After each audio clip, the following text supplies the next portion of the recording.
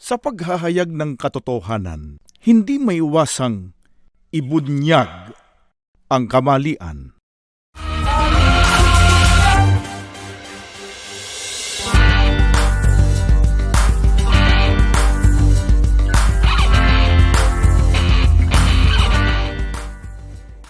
Kamusta po kayong lahat, mga giliw po naming mga taga-subaybay? Sana po ay nasa maayos kayong kalagayan ng inyong kalusugan sa piling po ng inyong mga mahal sa buhay. Muli po namin kayong inaanyayahan, samahan po ninyo kami sa isa pong napakahalagang pagtalakay. Ang tatalakayin po natin ay alam po naming makatutulong po ng malaki sa ginagawa po ninyong pagsusuri sa mga aral ng Diyos na sinasampalatayanan sa loob ng Iglesia ni Cristo. Tinatawag po nilang Christmas o Pasko tuwing December 25. Naniniwala po sila na ang petsang ito ay siyang kapanganakan ng ating Panginoong Hesukristo. Mga kaibigan, dahil hindi po nakikiisa ang Iglesia ni Cristo sa iba't ibang gawaing isinasagawa kaugnay ng kapistahang ito, pinararatangan po kami na hindi raw namin pinahahalagahan ang Panginoong Hesukristo. Bakit po ba hindi nakikiisa ang Iglesia ni Cristo sa pagdiriwang ng tinatawag na Christmas o Pasko? Totoo po ba ang paratang ng ibang relihiyon na hindi pinahahalagahan ng Iglesia ni Cristo ang kapanganakan ng Panginoong Hesukristo? Ito po ang ating aalamin. Mga kaibigan, ang salitang Pasko, kung sasangguniin natin ang diksyonaryo, ay sinasabing nagsimula o nagmula sa salitang Paskwa. Mga kaibigan, mayroon bang binabanggit na Paskwa sa Biblia? At iyon din po ba ang Paskong ipinagdiriwang taon-taon ng mga Katoliko at ng mga Protestante sa tuwing sumasapit ang December 25? Basahin po natin ang nakatala dito po sa Biblia. Ang babasahin ko po ay ang nakasulat dito po sa Aklat ng Mga Bilang sa 9 sa mga talatang 4 hanggang 5. Gayon nga ang ginawa ni Moises. Ipinagdiwang nga nila ang Paskwa sa ilang ng Sinai noong gabi ng 14 na araw ng unang buwan. Mga kaibigan, mayroon po bang Paskwa na binabanggit sa Biblia? Meron po. Alin po ito? Ito po ang ipinagdiwang noon ng bayang Israel na ayon po sa talata ng Biblia na ating binasa ay isinagawa nila noong gabi ng 14 na araw ng unang buwan. Sa makatwid, mga kaibigan, dito pa lamang po ay tiyak na natin na iba ito kaysa sa Pasko o Christmas na ipinagdiriwang ng mga Katoliko at Protestante sa tuwing sumasapit ang December 25. Ano po ang katumbas ng binabanggit na Paskwa? Christmas po ba yon, mga kaibigan? Sa talata pa rin po na ipinakilala po namin kanina bilang 9:4 hanggang 5, dito po sa isang translation po ng Biblia, King James Version, ganito po ang ating maliwanag na matutunghayan. Pakinggan po ninyo. At si Moises ay nagsalita sa mga anak ni Israel upang ipagdiwang ang Paskwa. At kanilang ipinagdiwang ang Paskwa ng unang buwan sa 14 na araw ng buwan sa paglubog ng araw sa ilang ng Sinai. Ayon sa lahat na iniutos ng Panginoon kay Moises, ay gayon ginawa ng mga anak ni Israel. Mga giliw po naming mga taga-subaybay, iba po ang Paskwa ng mga Israelita noon kaysa Paskwa o Pasko ng Katoliko at ng mga Protestante. Ang Paskwa po ng mga Israelita ay katumbas po ng Passover. Samantalang ang Pasko ng mga Katoliko at Protestante ay Christmas. Kaya ang Pasko o Christmas ng mga Katoliko at Protestante ay hindi po siyang Paskwa na binabanggit po ng mga banal na kasulatan. Baka naman po pagdating sa layunin ay magkapareho po ang Passover ng mga Israelita at ang Christmas ng mga Katoliko at Protestante. Bakit po ba ipinagdiwang po noon ng bayang Israel ang Passover o Paskwa? Pakinggan po ninyo. Babasahin po namin ang nakasulat dito po sa talaan ng mga salita. Dito po sa Bibliang Magandang Balita Biblia. Paskwa, pinakamahalaga sa mga taunang pagdiriwang ng bansang Israel. Ginaganap tuwing ika-14 ng buwan Nisan, Abril 1, bilang paggunita sa paglaya ng mga Ebreo mula sa pagkaalipin sa Ehipto. Pinatay ng anghel ng kamatayan ang lahat ng panganay sa mga tahanang Ehipsyo, ngunit nilampasan ang mga tahanang Ebreo. Exodo 12:23 hanggang 27. Ang taguring Ebreo sa pagdiriwang na ito ay Pesak. Mga kaibigan, bakit po ipinagdiwang noon ng bayang Israel ang Paskwa o Passover? Ito po ay bilang paggunita po nila sa paglaya ng mga Ebreo mula sa pagkaalipin sa Ehipto. Saan po hinango ang salitang Passover? Mula po ito sa ginawang paglampas or Passover ng anghel ng kamatayan sa tahanan ng mga Ebreo ng gabing patayin ang mga panganay ng mga Ehipsyo upang mapahintulutang palayain ang mga Israelita mula sa pagkaalipin. Kaya kung ito man po, mga kaibigan, ay utos noon sa bayang Israel, ay ang tanong po natin, utos pa po ba ito sa mga Kristiyano na ipagdiwang ang kapistahang ito ng Paskwa ng mga Israelita? Pakinggan po ninyo. Babasahin po namin ang pahayag ni Apostol Pablo dito po sa Colosas, sa 2:16, ganito ang kanyang sinasabi. Kaya't huwag na kayong pasasakop sa anumang tuntunin tungkol sa pagkain o inumin, tungkol sa kapistahan, sa bagong buwan o sa araw ng pamamahinga.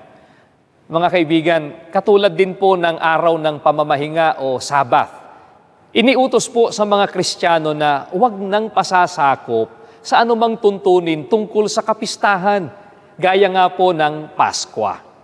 Puntahan natin ngayon ang ipinagdiriwang ng Iglesia Katolika at mga Protestante. Anong Pasko po kaya yun? Anong Pasko po ang kanilang ipinagdiriwang? Ang babasahin ko po ay isang aklat Katoliko na pinamagatang Religion, Doctrine, and Practice. Ito po isinulat ng isang Jesuit priest, isang paring Katoliko po ang author, na nagngangalang Francis B. Cassily. Ganito ang kanyang sinasabi, pakinggan po ninyo. Pasko, ang salitang Christmas ay binubuo ng salitang Christ at Mass, at ang kapistahan ay tinatawag na gayon sapagkat sa araw na yaon, ang misa na umaala-ala sa kapanganakan ni Kristo ay ipinagdiriwang. Ang pagdiriwang ay isinasagawa sa Disyembre 25. Mga kaibigan, ang Pasko na ipinagdiriwang ng Iglesia Katolika at ng mga Protestante tuwing December 25 ay nagmula po sa salitang Christ at Mass or Misa. Kaya ang Pasko o Christmas ay misa para sa pag-aalaala sa kapanganakan ng Panginoong Jesucristo. Sa makatwid, hindi po galing sa Paskwa na nakasulat sa Biblia ang Pasko ng Iglesia Katolika at mga Protestante. Kaya hindi po dapat ipagtaka nino man ang hindi pakikiisa ng Iglesia ni Kristo sa pagdiriwang ng Christmas o Paskong Katoliko at Protestante. Mga kaibigan, meron ba namang Paskwa na sinasabi ang mga apostol na dapat ipagdiwang ng mga Kristiyano? Pakinggan po ninyo. Babasahin po namin ang nakasulat dito po sa banal na kasulatan sa unang Korinto, sa 5 mga talatang 7 hanggang 8. Ganitong pahayag sa atin ni Apostol Pablo. Alisin ninyo ang lumang lebadura, ang kasalanan, upang kayo'y maging malinis. Sa gayon matutulad kayo sa isang bagong masa na walang lebadura, at ganyan nga kayo.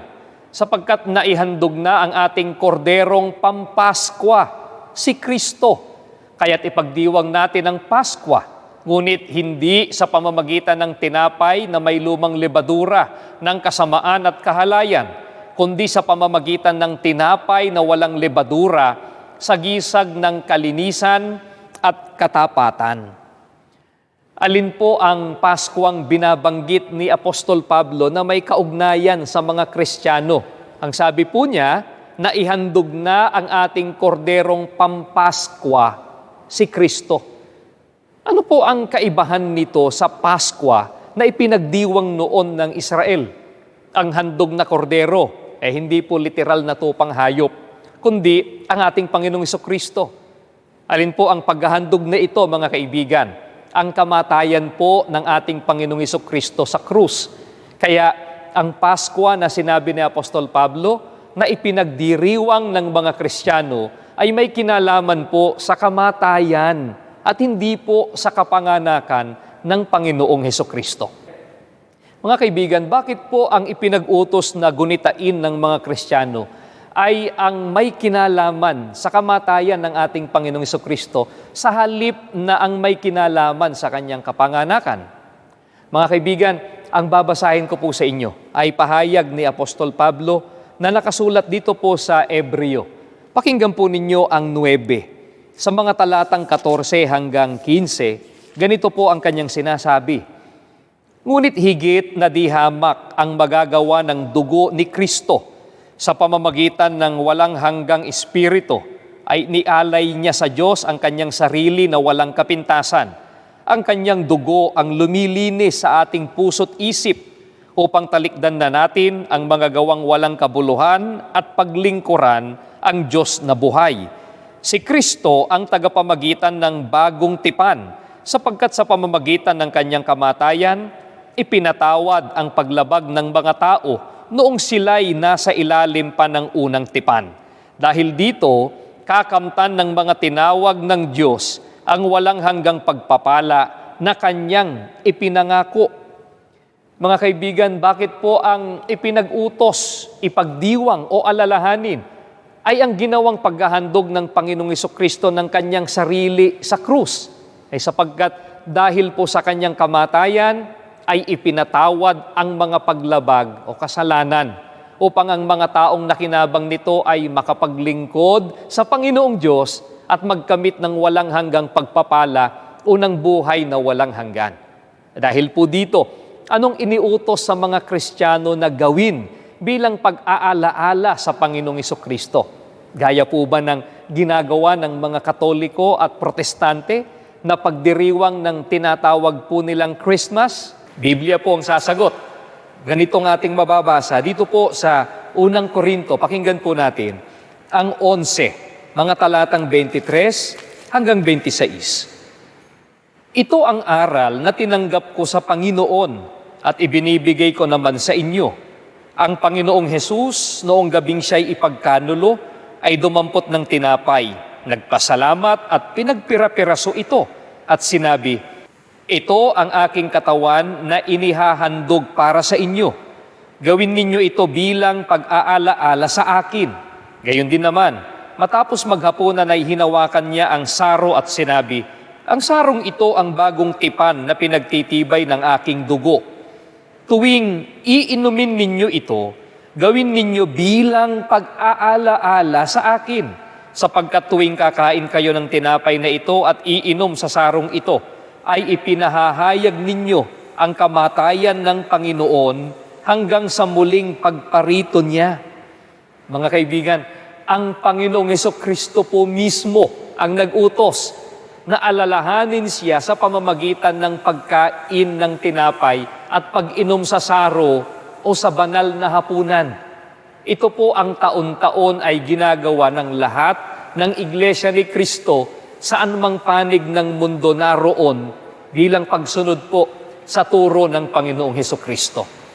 Paano naman po ang Paskong ipinagdiriwang ng mga Katoliko at Protestante tuwing December 25? Bakit hindi nakikiisa riyan ang Iglesia ni Kristo?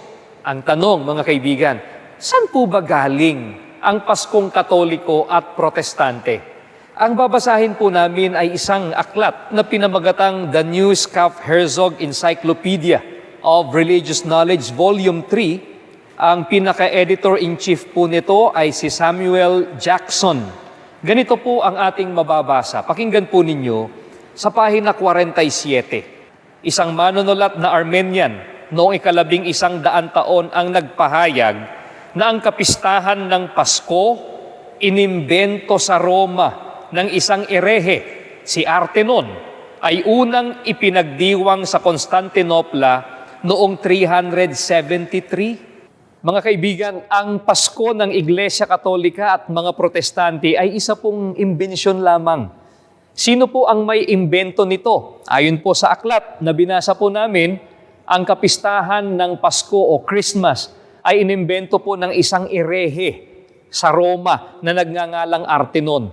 Kailan daw po ito unang ipinagdiwang? Noong taong 373 sa Constantinopla.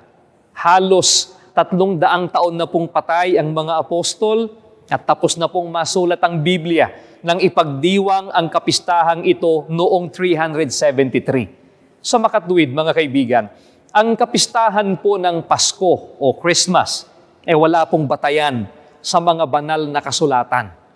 Hindi po ito ipinagdiwang ng mga Kristiyano sa panahon ng mga apostol, hindi po ito nakasulat sa mga banal na kasulatan.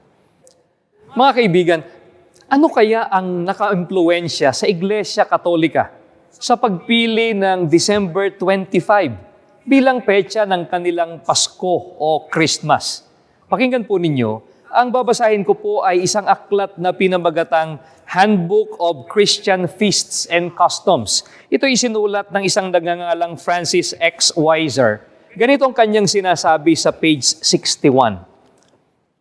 Ang pagkakapili sa ika-25 ng Disyembre ay naimpluwensyahan ng katotohanan ang mga Romano mula sa panahon ni Emperador Aureliano, 275, ay nagdiwang ng kapistahan ng Diyos na araw, Sol Invictus, ang hindi mapananaigang araw, sa araw na iyon.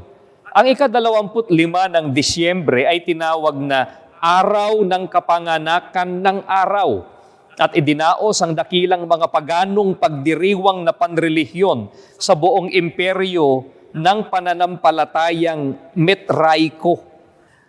Mga kaibigan, ang Pasko o Christmas ng mga Katoliko at Protestante ay isang kapistahang pagano na isinakristyano. Malinaw po ang pag-amin ng Iglesia Katolika.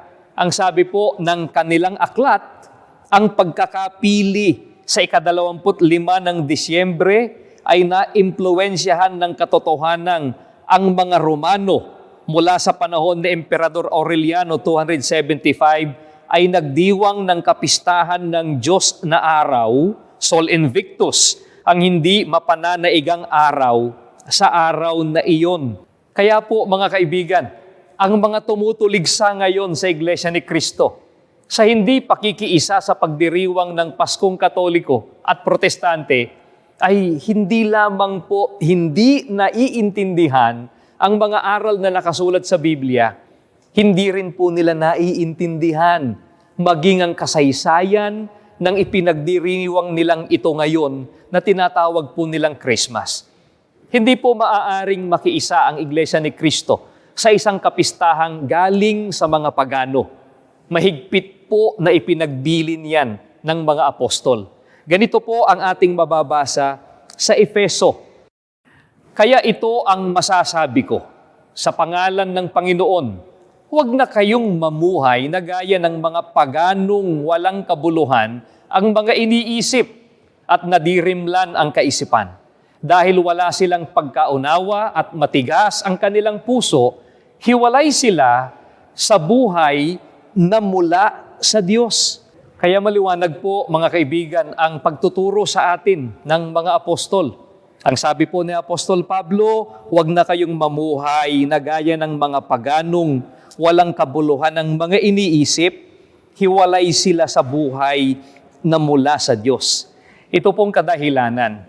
Kaya ang Iglesia ni Cristo ay hindi po nakikiisa sa Pasko o Christmas na ipinagdiriwang ng mga Katoliko at ng mga Protestante. Hindi lamang po ito hindi nakatala sa mga banal na kasulatan, kundi ito po ay labag pa po sa mga aral ng Diyos na nakasulat sa Biblia. Mga kaibigan, maraming salamat po sa ginawa po ninyong pagsubaybay. Hanggang sa muli.